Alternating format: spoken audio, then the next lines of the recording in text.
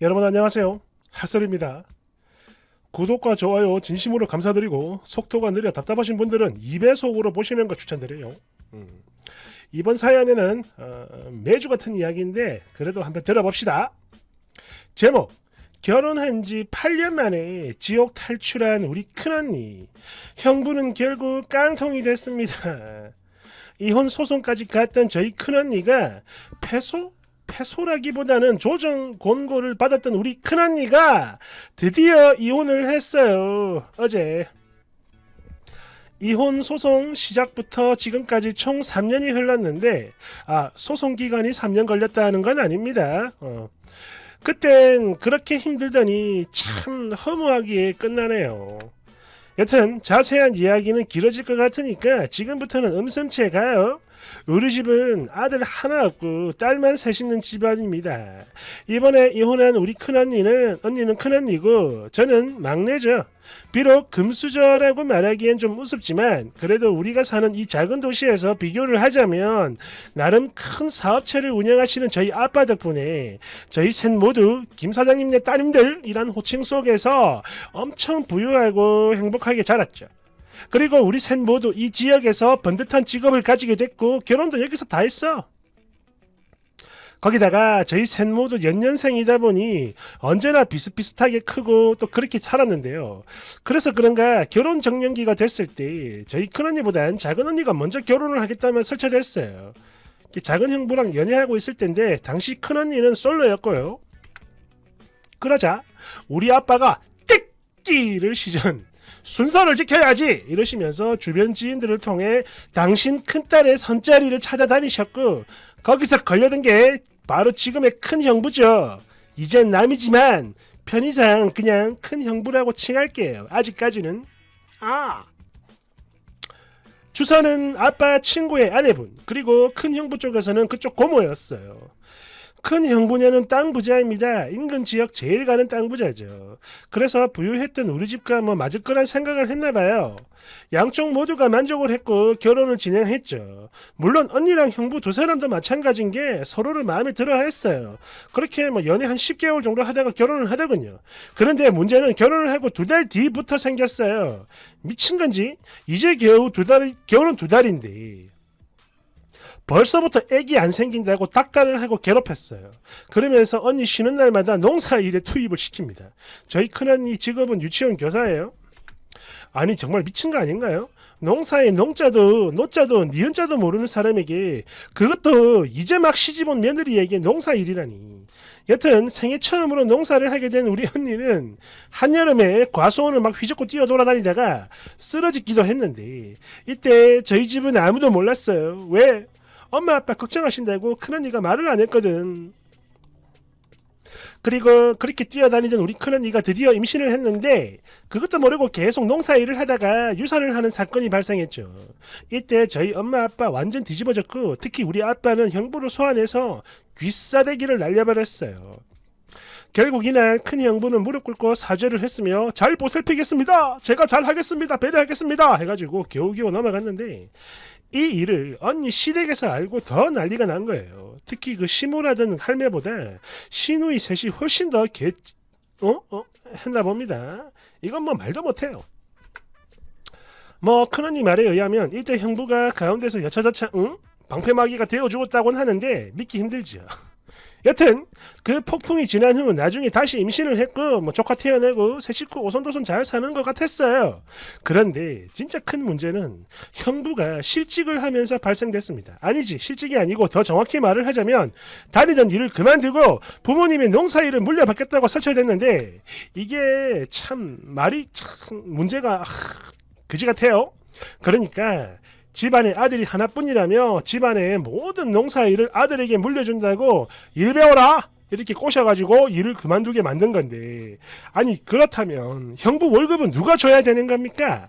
당연히 당신들이 줘야 되는 거 아니에요? 일 시키는데 특용 작물을 재배하기 때문에 수입은 좋아요. 그런데 돈을 진짜 단 한 푼도 안 준다는 겁니다. 그래도 최초 몇 달 정도는 버틸만 했던 게 일단 저희 언니도 벌고 있고 형부 퇴직금도 있으니까 모은 것도 있고 이래저래 대충 버텼는데 결국엔 한계가 오죠. 애기도 있는데. 그래서 우리 큰언니가 형부한테 돈 좀 받아와 이렇게 시켰고 형부가 찾아갔어요. 그리고 이 얘기를 듣게 된 형부의 아버지라던 그 늙은 할배 탕구가 어디서 감히 건방지게 돈 타령이냐 이 새끼야 이러면서 난리치고 그 길로 언니 집까지 찾아와 행패 부리고 욕을 했다는데, 이때 큰 형부라던 그 인간은 말이죠, 지 아버지가 무서워서 아무것도 못했다고 해요. 여튼 놀란 큰언니는 바로 작은언니를 호출했고, 두 사람은 같은 아파트 한 동에 살고 있어요. 그 광경을 다 지켜본 우리 작은언니가 큰언니랑 조카를 우리 친정으로 대피시켰습니다. 그렇게 우리 집에서도 이 모든 사실을 알게 된 거죠. 그러니까 이때까지는 형부가 회사를 그만둔 것도 우린 몰랐어요. 이혼을 시켜야 하나 말아야 하나 이렇게 고민을 했죠. 지금이야 왜 고민을 해, 당장 이혼이지 이런 생각을 한다지만 당시 고민을 했던 이유가 바로 큰 형부 때문이었습니다. 이 사람이 좀 다른 건 몰라도 저희 엄마 아빠는 물론 자기 아내인 우리 큰언니랑 조카에게 참 잘했거든요. 언니 시댁이라는 그 직구성, 지 본가라는 직구성만 끼면 무기력했지만 그래도 사람은 괜찮다라고 생각을 했었어요. 그때는 아무튼 그날 이후 큰언니의 시댁에서는 적반하장격으로 지들이 더 설치면서 분노합니다.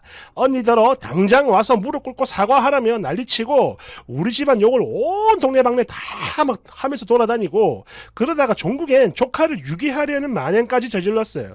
어린이집에 있는 애를 몰래 데려가려고 한 거야. 결국 우리 언니도 여기서 완전 돌아서게 됐고요. 형부에게 협의 이혼을 요구하게 됐는데 헐, 우리가 이렇게 나가니까 이 미친 종자들이 인연 너 남자 생겼지를 시전하는 거야. 그런데 남자가 있을 리가 없죠.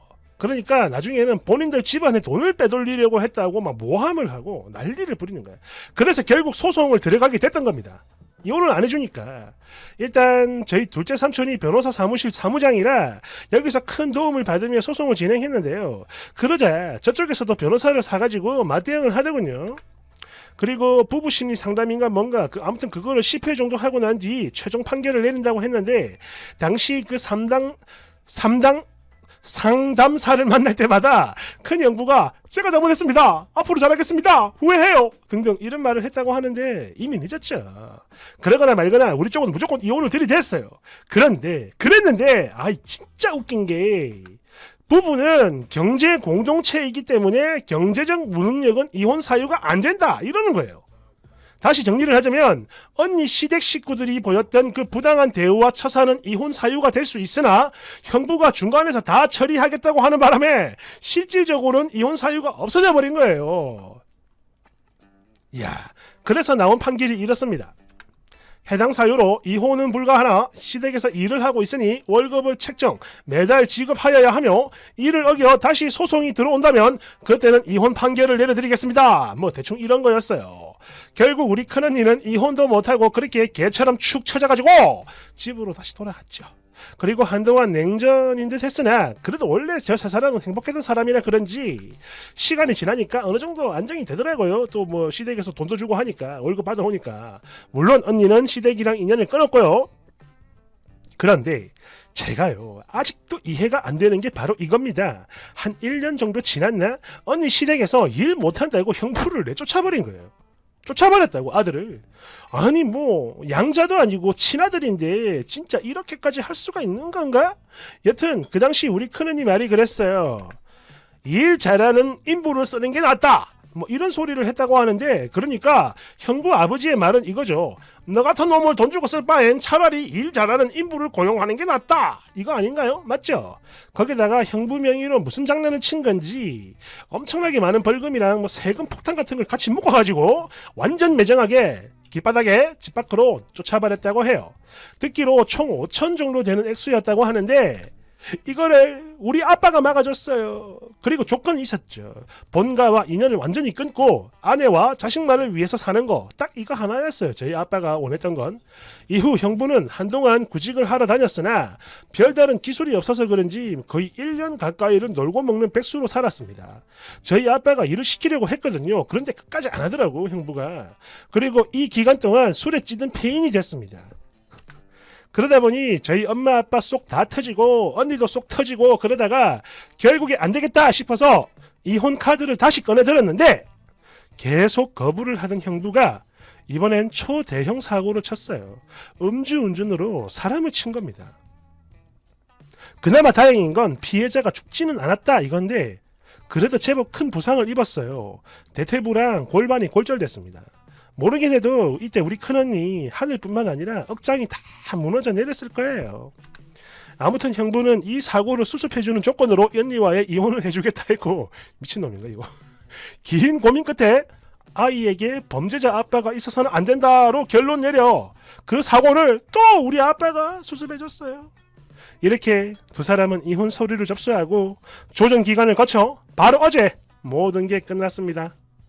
그리고 어젯밤 우리 세 자매는 모처럼 뭉쳐 한잔했죠. 거하게.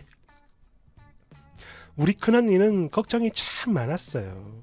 여기가 워낙에 작은 동네다 보니까 김 사장님 내 큰딸이 이혼했다 뭐 이런 소문이 퍼져가지고 엄마 아빠 속상하시겠지 이러면서 막 엉엉 우는데 근데 제 생각엔 그건 좀 아닌 것 같아요. 왜냐하면 전날 엄마 아빠가 소송하라고 했을 때 하신 말씀이 내 딸이 다른 집에서 등신 취급받는 것보다는 차라리 내가 사람들 입에 오르고 내리는 게 100번 낫다 바로 이러셨거든요. 큰언니의 결혼 생활은 총 8년. 참 똑똑하고 이쁘고 배려심 많은 우리 언니였는데 그 8년 동안 큰언니는 무기력한 바보가 됐어요. 아니지. 아니야. 그래도 8년 만에 끝나서 천만다행이라 생각합니다. 감사해요. 이야. 이혼해주는 조건으로 수습해달라. 댓글 1번. 저기 쓰니 지금 많이 늦었지만 정말 혹시라도 이 댓글을 보신다면 좋겠어요. 좀 알려주세요. 도움이 필요해요. 저도 변호사가 필요해요. 엄청 필요해요. 뭐야 이거. 2번. 사고 수습해주는 조건으로 이혼이라. 이야. 아닌 게 아니고 진짜 혹시 진짜로 양자 아니랍니까? 친아버지가 저렇게 할 수 있는 건가? 이렇게 할 수 있는 아버지들이 있습니다. 내가 본 사람이 있어요. 바로 우리 할아버지. 3번. 일단 축하는 드리는데 그래도 이혼 후가 훨씬 더 중요합니다. 전 형부라는 사람이 가만히 보니까 그래요. 감옥 가기 싫으니까 사고 처리해주면 이혼한다 했지만 나중에 찐득이처럼 큰언니에게 들러붙을 것 같습니다. 잘못했다, 애가 보고 싶다 이러면서 말이죠. 그러니까 큰언니 마음이 흔들리지 않도록 동생분이 잘 있게 살펴주세요. 이야, 이거는 누구를 욕해야 되냐 이거. 그 아버지를 욕해야 되나? 그 집 아버지. 아들을 바보로 만들어 버렸네. 아유 참네. 감사합니다.